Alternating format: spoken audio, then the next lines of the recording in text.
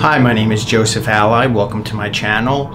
Today we're going to talk about how to use the explanations of modern science as analogs to prove to you that you are God. And as God, you have the power inherent within you, which means you don't have to attain anything. It is within you so that you can and have always been and can direct your attention towards creating anything that you want. Don't forget to like and share this video. That will help reach more people than ever. But aside from that, let's jump into this then. As I said, I always make the claim that you are God. And because you are God, you have the power to manifest, to create, or as some people say, attract anything that you desire in this world. There are zero limitations. And so if you know exactly how to do it, you can create anything just by using your imagination. So it may appear that this whole world is existing outside of yourself, that you have somehow entered into this world and are experiencing this world as if you are one being, a small, minute being, experiencing an infinite expanse of everything outside of yourself. Now, that is what we are taught in Western society, but that is not what we are taught everywhere around the world. There is a formula by Albert Einstein, and it's very famous. I know you've heard of it. It's E equals MC squared, which is essentially saying, without going extremely deep into the formulas and the science, is that energy is equivalent to mass, right? So they're just different forms of the same thing, meaning everything is energy, either energy or potential energy. But nevertheless, every single thing is energy. That is proven scientifically. Now, I say that, as I said before, you believe, or many people believe rather, I'm not telling you what you believe, is that this world exists without. But I tell you that it exists within. But I also tell you that you are not this body. You are the awareness that it is aware of your body. So if you said to yourself, or for me, I would say, I am Joseph Alai. What I'm really saying is I am aware of being Joseph Alai. Now, if I observe my thoughts and kind of identify what I'm thinking, that means that there's thoughts and then there's something that can identify thoughts. There's the awareness that observes or is aware of thoughts. So if you keep going down this thought process, you will conclude that there is awareness and then there is everything else.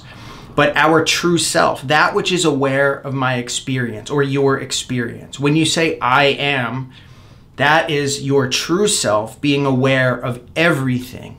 Now, that perception, right? The fact that you are aware of everything means that whatever you are aware of is existing within your awareness, which then it would be fair to say everything is existing within you. If you are your awareness that's aware of everything, and anything that you're aware of is existing within your awareness, then that means that everything is existing within you, and therefore it proves that there is nothing outside of your true self, although we may be convinced that things are, in a literal sense, through experience and examination, right? Not through some mystical external idea, but through your actual experience. Given that all exists within your awareness, you could say that everything exists within you.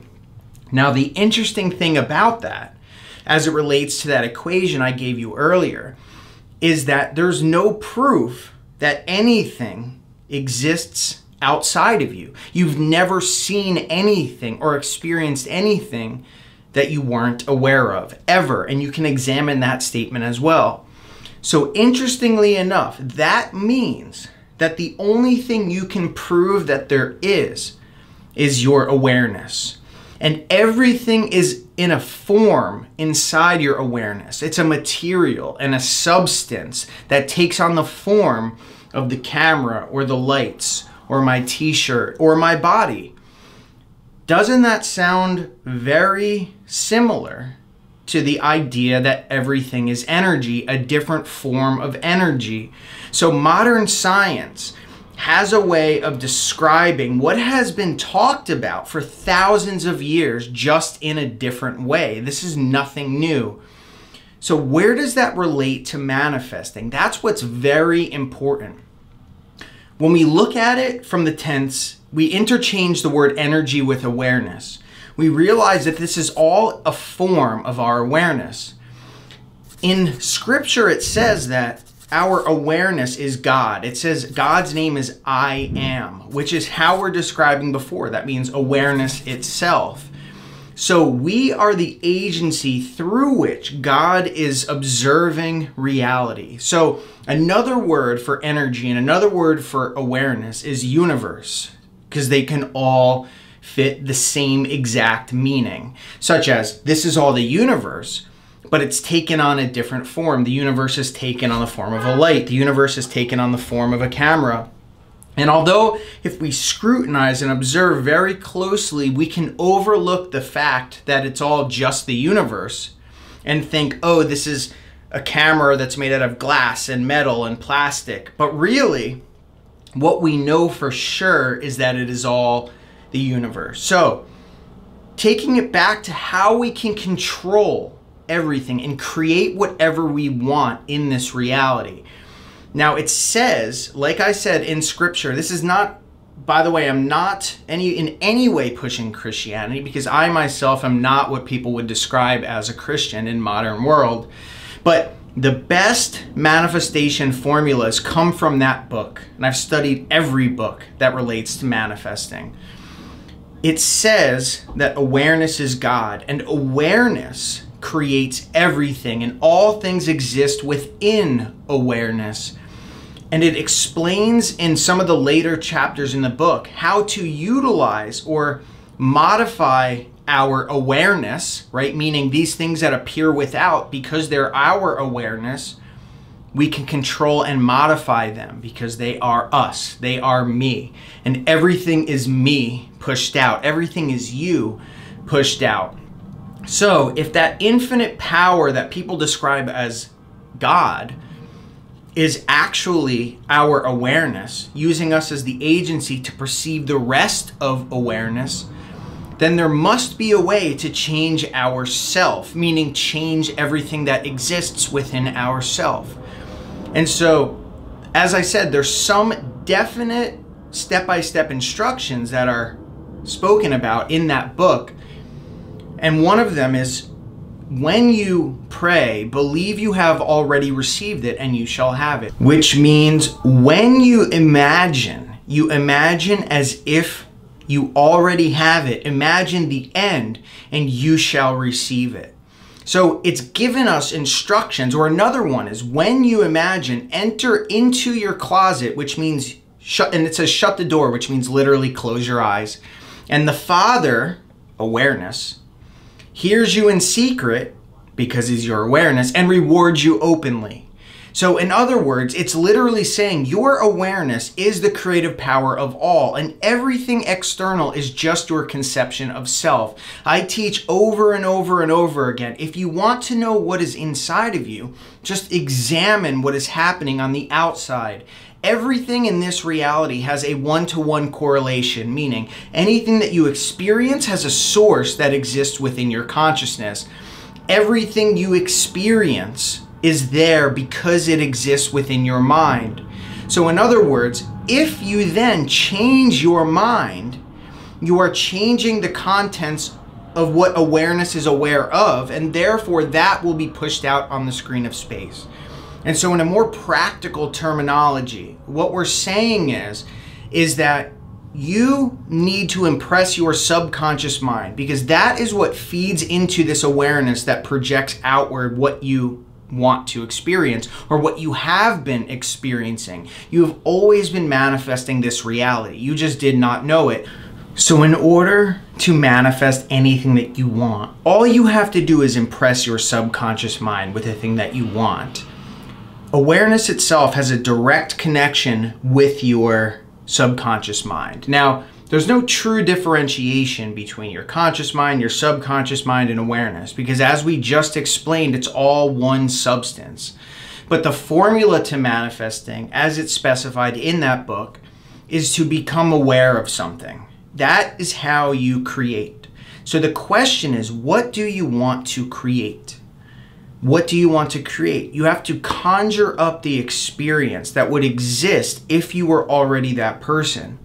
You assume the point of view of a person who already is who you'd want to be. Which means if you wanted to be a millionaire, you'd have to perceive what it would be like if you were already a millionaire. And the contents of your awareness, the contents of your mind are being observed by awareness itself, which ultimately then projects outward, meaning in your awareness, that which you've impressed on your subconscious. And the interesting thing about it is that when it projects itself outward, it will always reveal itself to you, which means you cannot miss it. There's nothing to miss. So if you go through the process of identifying who you are, you examine and think about your awareness and how everything exists within it. You have found the analog to what it's talking about in scripture, which Einstein was also talking about. And ultimately, that is the formula to creating everything. Quantum physics talks about it. The key, ultimately, is to plan out and map out exactly what you would be thinking, what you would be feeling, what you would be seeing, tasting, touching, hearing, sensing, all of that. If you now already, it's a done deal if you had what you wanted. If you can do that and hold it in your awareness, it will get planted as a seed, impressed, and then manifested outward. Now, the way that it'll manifest outward is through a natural way, mostly. Meaning, things will happen in a way in which they are capable of happening, which means that's what Neville Goddard calls the bridge of incidence, which essentially means when you imagine something and impress your subconscious, there will ultimately be a road that leads you there. That road can be anything like experiences, people saying things to you, you having specific thoughts that bring you to a specific place. And then ultimately, no matter how many people are involved or used or utilized, simply they're all within your awareness anyway. They're all your conception of self. You will automatically be brought to the end without having to do anything except for being aware of it. You don't have to be aware of it for long. You just have to make sure you see it vividly and clear enough for a short time, meaning when you're imagining, so that it is a clear, vivid picture impressed. The rest happens on its own because there's awareness, there's the subconscious mind, and there's the conscious mind. The conscious mind is the most limited of them all, although it does have the power to conjure up images. Your subconscious mind is far more intelligent, but it is still yet a limitation of the infinite consciousness, and then ultimately infinite consciousness, which knows all as everything exists within it, consists of all as everything exists within it, and ultimately will execute your plan perfectly. So that is one of the most important concepts for manifestation. If you can utilize that, remember that, and realize who you truly are, and whether that means you remember it's awareness or energy or consciousness or the universe, and that all exists within you, it becomes a much simpler way. It's a much simpler idea to understand that, of course, you can change what exists outside because it's only you. By the way, I have a workshop tomorrow at 4:30 p.m. and it's on this very specific aspects, but more practical step-by-step examples as to how to manifest anything. There's workbooks, there's PowerPoints, etc. It's all a part of the VIP program. If you're interested in that, just go in the description and check it out. But otherwise, I hope this was helpful. Subscribe, please. Share this with someone else. That will help other people to see this who would not normally. Like it. And anything else I forgot. Bell icon. And I'll see you next time. Thank you.